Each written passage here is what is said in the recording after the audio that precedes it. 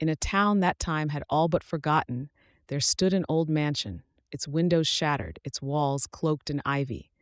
Locals called it the Vanishing Room, though no one quite remembered why, only that people who entered the mansion were rarely seen again. It wasn't long ago that Tom arrived in town. He was young, curious, an amateur investigator with a taste for the unexplained. Rumors about the mansion had fascinated him since he was a child, and now, finally, he was here. The Vanishing Room, the place that had haunted his dreams. Tom had heard the stories, how anyone who stepped inside that house was drawn to a particular room, almost as if it called to them. And if they entered that room, well, they were never quite the same, or they simply vanished without a trace. So one foggy morning, with little more than a flashlight, Tom climbed the overgrown path leading to the mansion.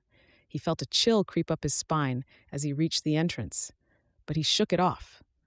This was what he wanted, after all, proof that the supernatural was real. Inside, the mansion was dark, abandoned. Dust clung to every surface, and the air was thick and musty. But as he took his first step, he felt it a strange pull, a sensation like the house itself was guiding him somewhere. As he wandered deeper, Tom found himself standing before a door, partially open, at the end of a long hallway. It was like the room had been waiting for him. Hesitant but determined, he stepped inside. Inside the Vanishing Room, there was nothing extraordinary: a bed covered in dust, a cracked mirror on the wall, and an old armchair facing the window. But there was something wrong, something that felt off. Tom's skin prickled as he noticed his own reflection in the mirror. Except it wasn't quite his reflection. In the mirror, he saw himself, but not as he was. The figure in the reflection looked worn, aged, a version of himself that had seen things he couldn't understand. It was then he noticed a journal lying on the bed. Tom picked up the journal, his hands shaking.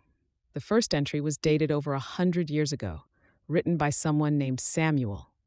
Samuel's writing detailed his own experience in the room, describing the strange sensation, the pull he felt to sit in the armchair, and his own reflection changing before his eyes. Page after page, he read similar accounts, names and dates stretching over decades. Each writer described entering the room, feeling an unexplainable pull, seeing their aged reflections. And then finally a line that sent chills down Tom's spine. If you're reading this, you're already too late. The room has chosen you. Tom dropped the journal, panic settling in. He tried to leave, but he felt rooted to the floor. The air grew thick, like a heavy fog wrapping around him, pressing him down. He stumbled toward the door, but the hallway outside seemed different, like it was closing in. The walls felt as if they were shifting, moving to trap him inside. Desperate, he ran back to the mirror, hoping to see himself as he was, to break the spell. But this time, there was no reflection, only darkness. The room had taken him, just as it had taken the others. Days passed, then weeks. The townspeople noticed Tom's absence, but no one dared search for him. They knew better than to enter the Vanishing Room. And just like those before him, Tom became a part of the house, another name, another story for the next curious soul who might dare to venture inside. And so the mansion stands, silent but watchful, waiting for its next visitor and the next name for its journal. Some doors are better left closed, and some mysteries better left unsolved. For if you ever find yourself drawn to the Vanishing Room, remember, it has a way of choosing who enters and never leaves. If you enjoyed this story, give it a like and follow for more chilling tales.